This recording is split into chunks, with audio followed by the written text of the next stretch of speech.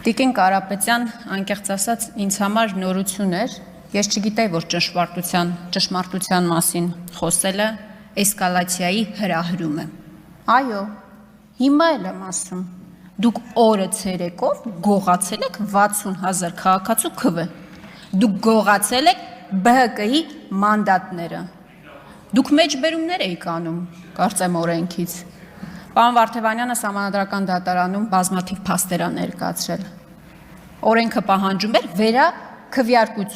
վերաքվյարկություն չի իրականացվել, Վահագն Հովակիմյանը, որը եղել է Նիկոլ Փաշինյանի աշխատողը հայկական ժամանակում, իդեպ ըստ օդում կախված լուրերի 3-4 անգամ անտաղանդ աշխատանքի համար Նիկոլ Փաշինյանի կողմից հեռացվել է, հետո հետա վերադարձվել, հետո էլ ձեր շարքերում նստած եղել է ԿՊԱ-ական պատգամավոր, հիմա ԿՀ-ում անում է ինչ դուք եք ուզում, դրա մեջ ինչն է էսկալացիայի հրահրում, դա ճշմարտությունն է, դուք ասում եք, որ այ դուք էլ չեք կիսում Գագիկ Ծառուկյանի քաղաքական հայացքները, հա չեմ կիսում, բայց մեր և ձեր տարբերությունը դա է, որ մեր համար նորմալ է, որ այլ մարդիկ այլ քաղաքական հայացքներ կարան ունենան, ձեզ համար անընդունելի է, և ձեր իշխանությունը ամեն ինչ անում է իր ընդդիմախոսներին ճնշելու համար, կարող է ավելի սիրուն է անում, ավելի լավ փաթեթավորումով է անում բացակայող գործընկերն է Արտուր Սարգսյանը։ Հիմա բարեկրթության մասին էինք պարոն Ռուբինյան էստեղ խոսում, քաղաքակիրթ լինելու և այլն երեկվանից, Հայկ Կոնջորյանի մոտ դա տևեց մինչև այն պահը, երբ սկսվեց իր հարցի քննարկումը, պարոն Կոնջորյան, ձեզ եմ դիմում, ես ձեզ թույլ չեմ տա այլևս երբեք այդ տոնով և այդ ոճով խոսել ինձ հետ, ես ձեզ չեմ վիրավորել, ես ձեր կնոջը բացարձակապես չեմ վիրավորել, ձեր կնոջ դեմ ոչինչ չունեմ, չեմ ճանաչում, որևէ գնահատական տալ չեմ կարող, ես բարձրացրել եմ հարցադրումներ, որոնք մեկ շաբաթ շարունակ մամուլը բարձրաձայնում է, և դուք այս միջանցքներից ճողոբրում եք և որևէ հարցի չէիք պատասխանում, ես ձեզ խորհուրդ եմ տալիս մտերմաբար, փոխեք ձեր տոնը, հատկապես եթե այստեղ եք նստելու, փոխեք ձեր ոճը, դա ձեզ ոչ մի լավ տեղ չի հասցնելու, ինչ է նշանակում, բա դուք որտեղից եք եկել հասել այդտեղ, այնտեղից որտեղից որ դուք եք եկել, լրագրողական հանրությունից, երբ որ ես կենդանի մարդկանց հետ հարցազրույցներ էի անում, դուք լրագիրում երևակայական հարցազրույցների շարք էիք հրապարակում, իդեպ շատ հավանում էի և կարդում էի։ Պարոն Կոնջորյան, նորից եմ ասում, ձեր պերճախոսությունը ուղղեք ձեր քաղաքական հայացքները պաշտպանելուն և ոչ երբեք այս շարքում նստած ընդդիմախոսներին վիրավորելուն։ Ինչ ենք ասում մենք։ Ասում ենք հայ փոստը 100%-ով պետական սեփականություն է։ Ես պետ բյուջե բառը չեմ օգտագործել, որից դուք այդքան ոգևորվեցիք։ Հարց տվեցին ձեզ, պարզվեց, որ 0 դիվիդենդ է ստացել պետությունը, երբ որ Էռնեկյանից վերցվել է։ Հաջորդ ինֆորմացիան, որ հրապարակվեց այստեղ 523 միլիոն դրամի վնաս է կրել 2025 թվականին։ Պարզ հարց է տալիս մեր գործընկերը։ Ասում է, եթե պետությանն է, ով է այդ վնասը, ոնց է այդ վնասը փակվում։ Շատ լավ աշխատավարձերը, մատուցած ծառայությունների դիմաց ստացած շահույթից է վճարվում, չէ՞, բայց նաև վնաս է կրել 523 միլիոն դրամի, պետբյուջեից է վարկանորներ գրավել,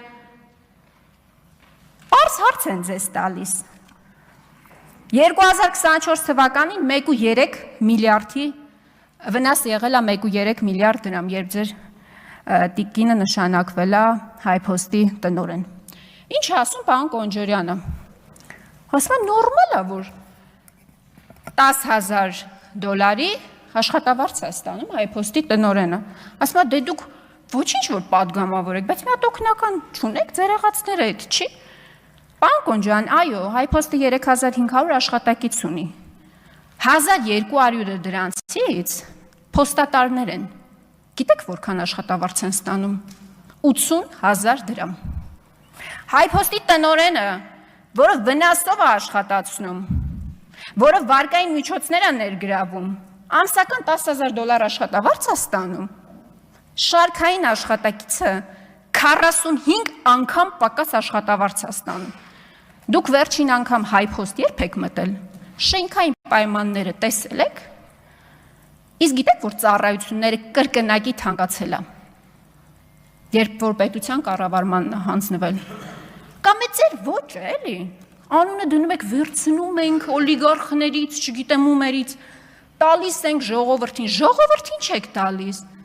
ձեր համար դարձել է աշխատանքի տեղավորման գործակալություն։ Դուք մասնավորից վերցնում եք ԽԾԲ-ով, իդեպ պարզվում է, էդ էլ տենց տարօրինակ կենթանի չի, շատ շոշափելի մի հատ բան է, պոզով պոչով, ինչպես կասեր Նիկոլ Փաշինյանը, դուք վերցնում եք, հանձնվում է իբր պետության կառավարմանը, կառավարիչ եք նշանակում, նրան ում ուզում եք, հեծը Ռոմանոս Պետրոսյան, Արարատցեմենտ, կառավարիչը նշանակը Ծառուկյանից Արարատցեմենտը վերցրել են, Դավիթ Գևորգյանին գործի են տեղավորել, ժողովուրդ ջան, ՔՊ-ական Դավիթ Գևորգյանին գործի են դասավորել, մարդը Արագածոտնի, եթե չեմ սխալվում, նախկին մարզպետներ, վարչապետ ինչ, կոնյակի գործարանը, կառավարության գործերի կառավարիչն է ինչ-որ, հիմա կառավարելու ժողովուրդ ջան, շնորհավորում ենք ձեզ, դուք աշխատանք ունեք, մուլտիվելնեսը,